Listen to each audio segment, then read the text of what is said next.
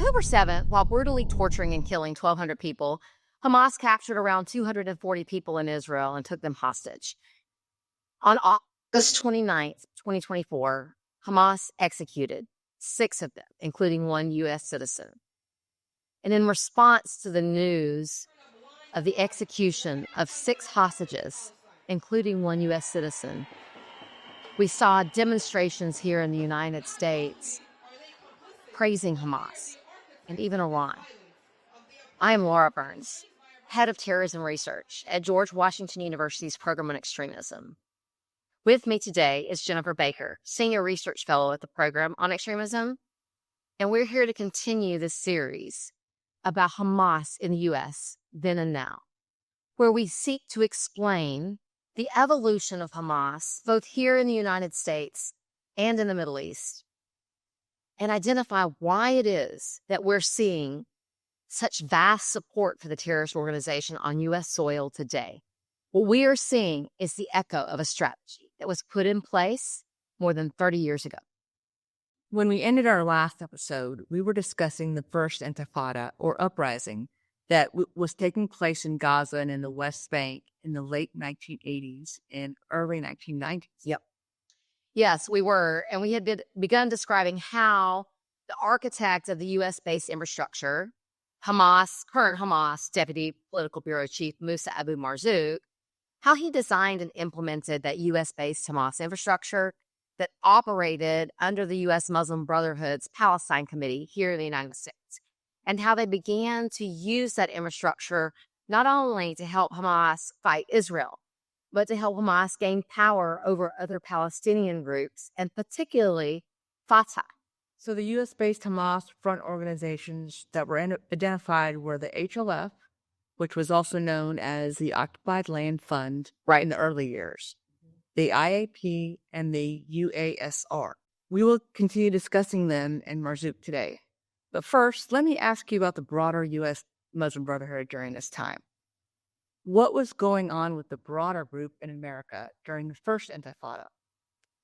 So Mohammed Akram, a leader with Marzouk in the early U.S.-based Hamas infrastructure, wrote a document defining what the Muslim Brotherhood's strategy in the United States was during the first Intifada. And in that document, he described how members of the U.S. Muslim Brotherhood should settle and develop here in the United States. And he talked about doing that through a process that we'll talk about in a minute. The title of this particular document that Mohammed Akram wrote was An Explanatory Memorandum on the General Strategic Goal for the Group in North America. And when we talk about the group, that is a reference to the Muslim Brotherhood, whereas we talk about the movement, that's a reference to Hamas. So it was talking about the Muslim Brotherhood's overall strategy here. And just a note, the Arabic term for Muslim Brotherhood is Ikhwan al-Muslimin. So if you hear someone refer to the Ikhwan or Ikhwani, that is a reference to a Muslim Brotherhood member. So going back to the actual document that was written by Mohammed Akram in 1991, this explanatory memorandum, it was quite lengthy. But one of the pertinent parts that we want to talk about, let me go back and say this document was found in all of the other Hamas documents located at the home of Ismail el-Barassi in that 2004 FBI search warrant. So that's where this document came from. And in the document, it explains how the Muslim Brotherhood in America frankly desired over time to destroy our democracy and replace it with Sharia law. The document is an extremely important example of Muslim Brotherhood thinking in the West. It shows the mindset that the group's leadership has in terms of thinking long-term, in thinking in steps. It's a gradualism that characterizes the Brotherhood. The idea that when you're weak, you just show, let's say, a soft facade, you infiltrate society, you create the foundations of your movement, but they always have clear in mind what the long-term goals should be. So they work on the short and midterm, but they have clear in mind what they want long-term. And long-term from them means centuries. there's a way of thinking that is very common in Brotherhood circles. And the document that was found in the US is very similar to other programmatic documents that were found in the houses of top Brotherhood leaders in other parts of the world. So it matches with an approach that is common within the Brotherhood. And the language is somewhat similar. The language used in this document is particularly telling and particularly strong, talking of a civilization jihadist process, the idea of a grand jihad in eliminating and destroying the Western civilization from within and sabotaging its miserable house by their hands and the hands of the believers, which is extremely strong language. The document outlined their focus on media, publications, how to spread the dawah. Remember, that's what we call it, their preachings, their ideology, and how to use the organizations that they had as front organizations already in the United States to accomplish that. And at the end of the memorandum, it listed which organizations it could rely on to help with that process. And there are a number of those that you can see in the document. But of course, the HLF, the IAP, the UASR, and NATE that we talked about in the last episode, and a group called the Muslim Arab Youth Association were included as organizations who were going to contribute to that mission. I think it's important to note here that this group, according to their own document, was against Western democracy and sought to sabotage it.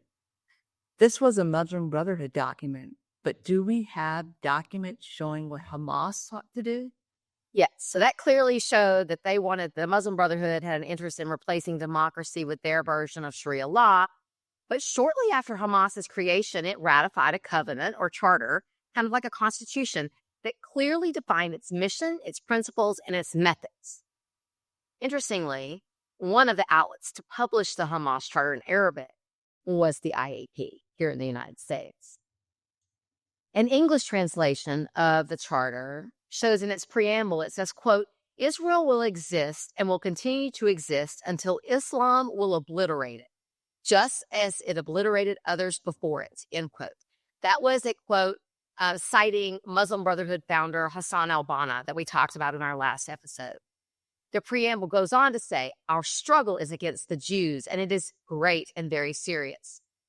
And that it identifies Hamas as its Palestinian wing of the Muslim Brotherhood. Article 7 quotes, the day of judgment will not come about until Muslims fight the Jews, killing the Jews. Interestingly, moving on to Article 8 of the Hamas covenant, it says, Allah is the target, the Prophet is its model, the Quran is its constitution, and jihad is its path, and death for the sake of Allah is the loftiest of its wishes. This charter or covenant clarifies that Hamas believes all of the land upon which Israel sits belongs to Islam, and that the land must be ruled and be governed by Islamist governments, and no one, no Arab and no Palestinian, has the right to negotiate that. If you go on, interestingly, to Hamas Covenant Article 13, it says, initiatives and so-called peaceful solutions and international conferences are in contradiction to the principles of the Islamic resistance movement. Hamas, this is a quote, there is no solution for the Palestinian question except through jihad. And of course, jihad in this context means violent fighting.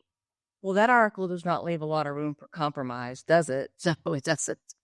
And we should know that the term jihad in this context is a reference to violent holy war. Yes, that's right. That's right. Violent fighting in for the sake of, Allah. And, that brings up an excellent point where the charter even addresses Hamas's position versus the PLO and says that they'll treat them respectfully, but they noted that the PLO is a secular party, and that was unacceptable on what they consider Muslim lands. The charter then called upon, quote, writers, intellectuals, media people, orators, educators, and teachers to perform their role in cleansing children's education curriculum of ideologies inconsistent with theirs. That statement sounds ominous and sounds almost like they wanted to brainwash the children in their schools. Yes, absolutely. And we're going to talk a lot about that aspect of Hamas and its radicalization methods throughout this series. So you cover several topics on the Hamas covenant. Let's break this down for our listeners here. So in its covenant, Hamas indicates Israel must be obliterated. That's right. Yes, it does. And when we hear the slogan, from the river to the sea, in this context, that is a reference to the obliteration of Israel and its people. The Jordan River is Israel's eastern border, and the Mediterranean Sea is to its west. And what the Hamas covenant is calling for is, through violent jihad, the conquering of that entire land. So if someone who knows Hamas, supports Hamas, advocates for Palestine to be free from the river to the sea, they're actually advocating for the obliteration of a country in Western democracy. Yes, because Hamas proclaimed that in their very own covenant.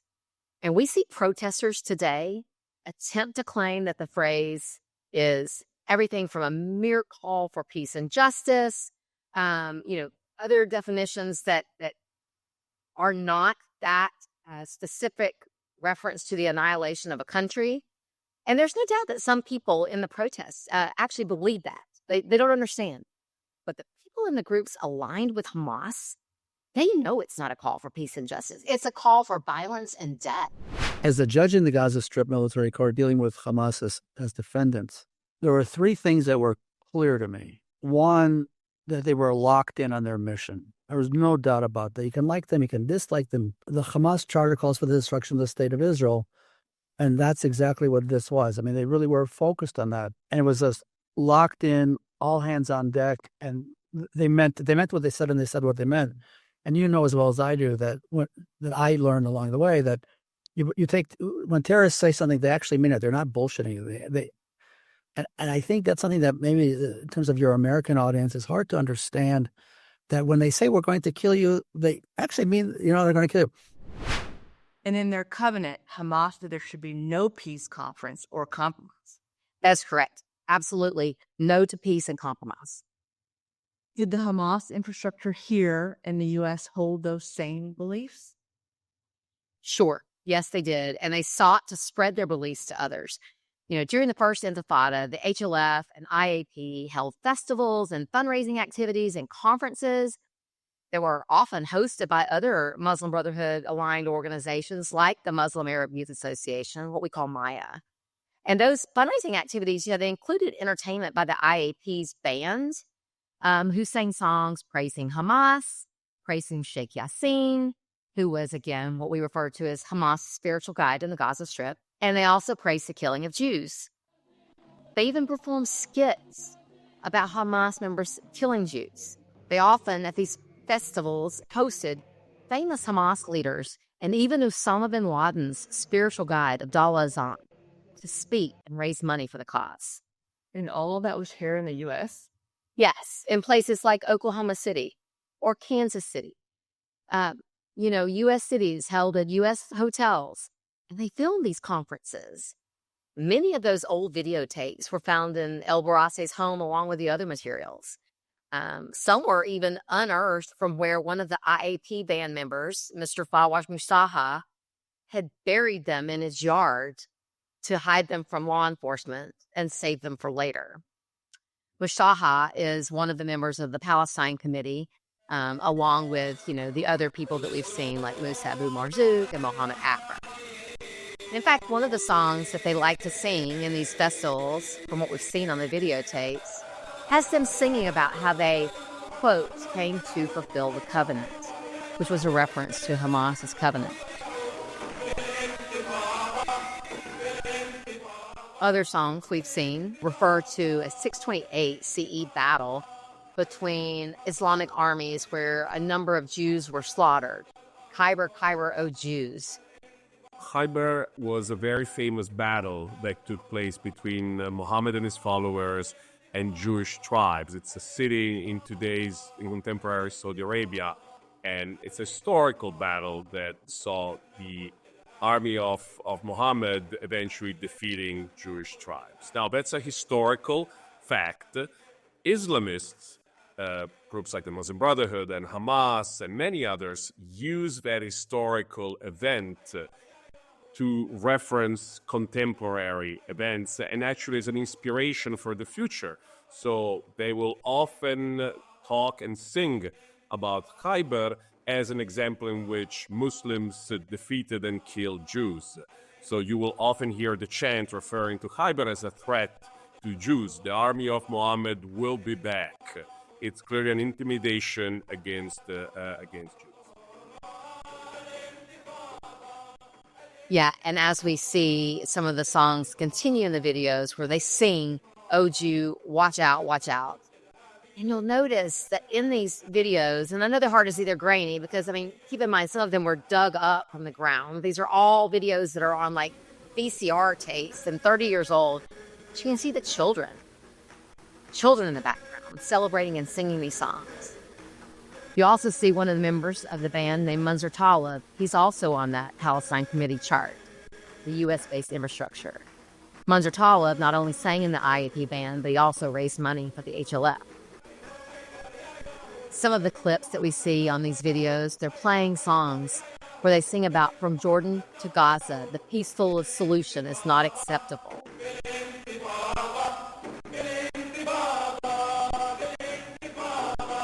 One of the band members is a man named Mufad Abdul Qadir. He is the half-brother of senior long-term Hamas leader Khalid Mashal. And I know we're going to talk a lot more about Khalid Mashal in the series. Yes, we will. His half-brother Mufad often played the role of the Palestinian killing Jews in these festivals and skits. Not only was he a band member and an actor, but he also raised money for the HLF.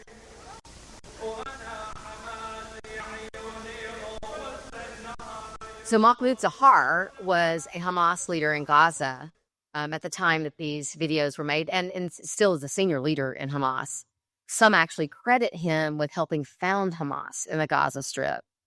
And another individual that we saw was Jamil Hamami, and he was credited with founding Hamas in the West Bank.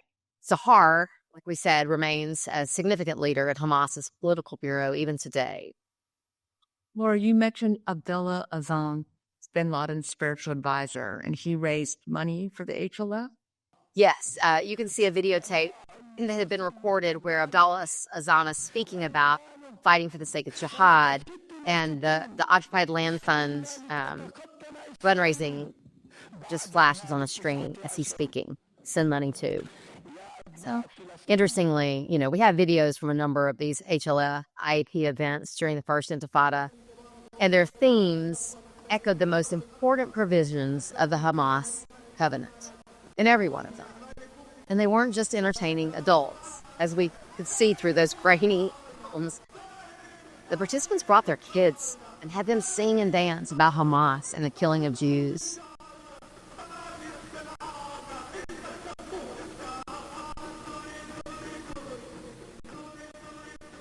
And so there you saw Shukri Abu Bakr thanking Mahmoud Zahar and Jamil Hamami for participating in their skits. So Shukri Abu Bakr was the president of the Holy Land Foundation.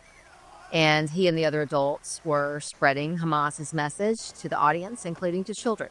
Another senior leader of the HLF was Mohammed El-Mazain. We talked about him in episode 1 because he was the person that Marzouk called before he sent the money for the weapons. Mohammed El-Mazain often spoke to the audience at these festivals to raise money. And in one of those events, Mohammed El-Mazain explained, "The Intifada planted the love of death, brothers, and the love of martyrdom in the hearts of young guys." That's a quote. هناك تحولات جذرية حدثت في القضية الفلسطينية بعد الانتفاضة. بعد قيام الانتفاضة وكلكم يعرف تاريخ بدئها ولا داعي لذكره أيضا.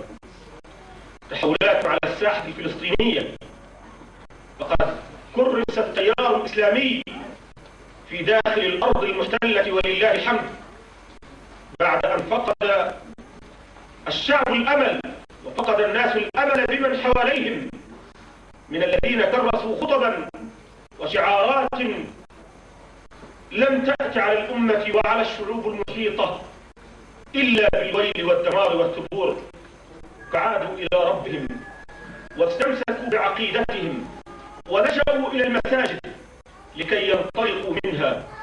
وفعلا كانت انطلاقة مباركة، وهذه الانطلاقة من المساجد لم تكن عارضة ولم تكن آنية، إنما كانت هناك تربية وإعداد، وكان هناك جهاد واستشهاد، وكان هناك تضحية. Then he goes on to say, they're no longer crying over a martyr. Rather, there are shrills of joy and there are congratulations, talking about people dying on behalf of Hamas. So martyrdom, or dying for the sake of the cause, was something to be celebrated. Yes, absolutely. It was something that people wanted.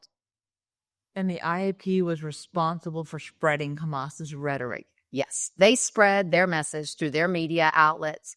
They had a newspaper which began as a very small, few articles, but evolved over years into a really big production.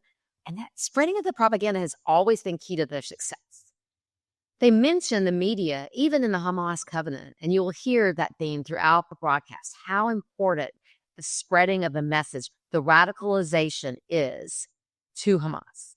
توزيع ونشر أفكار الحركة. الجهاز الإعلامي يعني فكرة وجدت في بداية 87، لأنه الإعلام يعني يأخذ دور مهم في قضية التعريف بالحركة وبفعالياتها. شو كان دورك بالضبط في الجهاز الإعلامي؟ صياغة البيانات، طبعا على ضوء الملاحظات اللي كانت تيجي من المناطق. من أي مناطق؟ غزة، الخليل، القدس، نابلس. An exchange of letters between HLF leader Shikri Abu Bakr in 1991. Those letters clearly identified the IAP was responsible for distributing Hamas communiques and books because they had one of their donors or fans who sent a letter to Shikri Abu Bakr asking about it, wanting to receive those kinds of books and documents. So disseminating their message was important for their grassroots effort. Knowing that, Hamas also focused on educational institutions and curriculum. I'll pause here for a second because we've talked about some of the search warrants that led to evidence of this activity. But one place we've not talked about that led to the evidence of this activity was the home of a man named Abdel Halim Ashkar. In early 1994, the FBI executed a lawful, covert search of Ashkar's home and found documents secreted around the residence and photographed it. One of those documents was a document that talks about who had which responsibilities inside the Palestinian territories on behalf of Hamas during that first intifada that we've been talking about. And a large focus of that document was what they perceived to be an insufficient Islamist presence in schools and universities in Gaza and the West Bank. They knew which universities, which teachers, which employees, and even which students were Islamists and which were not. And they stated their goal was ending control of non-Islamists of educational institutions and, quote, forming student unions in all grades to assist us in carrying out our plans. The document went on to say, quote, the Education Committee must understand its role and work to Islamize education from the students, the teachers, and employees. Now, interestingly, they noted that the Islamic University of Gaza was already a stronghold at the time, which wasn't a surprise because that was one of Sheikh Ahmed Yassin's entities. They did the same analysis for other charitable centers and noted the Islamic Center of Gaza and the Islamic Society of Gaza were also entirely controlled by them, meaning Hamas, at the time, but that their goal was to establish control over more charitable entities, more institutions in Gaza and the West Bank. But interestingly, during this early part of the First Intifada, the institutions the HLF was sending money to there were the Islamic University of Gaza, the Islamic Center of Gaza. Hundreds of thousands of dollars were going to these entities. Wow. That sounds like a lot of money. Over 30 years ago? Yeah, during that time.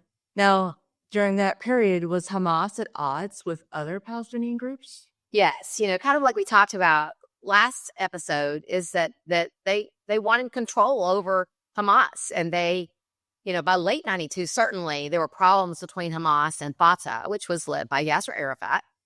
And we found a report in the Palestinian Committee documents at El Barasse's home from August of 92. And in that document, it said that Fatah and Hamas almost had a large bet. And they referred to Yasser Arafat, quote, and his demons as, quote, traitors of Fatah, and concluded that Fatah needs to be confronted, disciplined, and its members tamed in their dens. And that is an exact quote from the document. And it said that the most supportive of these initiatives was Mahmoud Zahar. And remember, we just saw Zahar at one of the HLF IEP festivals and mentioned that he's still a current leader within Hamas. So that same report ended with an appeal to the brothers in Egypt to, quote, strike with an iron fist the men of Arafat in Cairo. And that, of course, refers to Cairo, Egypt. So what was going on that had Hamas so upset with Fatah? So, likely struggles for power and control.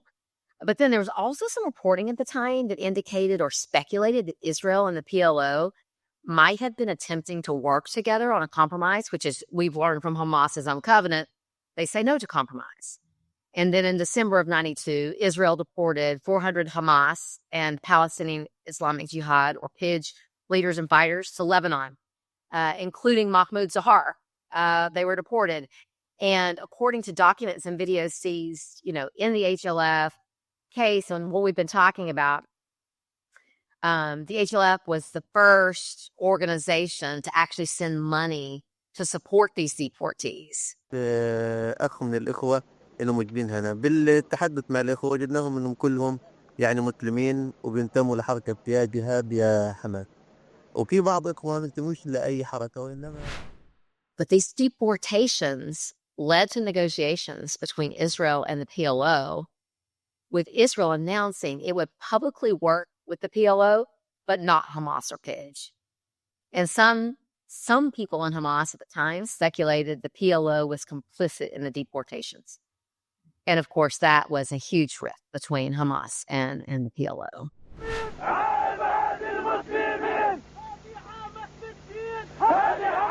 الجسيم الذي يقبع في سجون الظلمة المستكبرين لا بد أن يخرج حالا. Did the PLO and Israel negotiate? Yes, they did. And they entered into a peace agreement that was to forge the way toward a two-state solution, towards Palestinian self-rule, and towards peace between Israel and the Palestinians. Many people in the Palestinian territories, especially in Gaza, celebrated at the time. They were happy for a chance at hope. But Hamas did not. They were furious. So I'm Laura Burns, head of terrorism research at the Program on Extremism, and Jennifer Baker, senior research fellow for the Program on Extremism. Join us next for episode 3, where we'll delve into what Hamas did in reaction to the Oslo Peace Accords and how it used its U.S.-based infrastructure to evolve its tactics and techniques to continue proceeding in furtherance of the Hamas mission while, shall we say, avoiding law enforcement scrutiny. Join us next, episode 3, War is Deception. Thank you for watching. See you next time.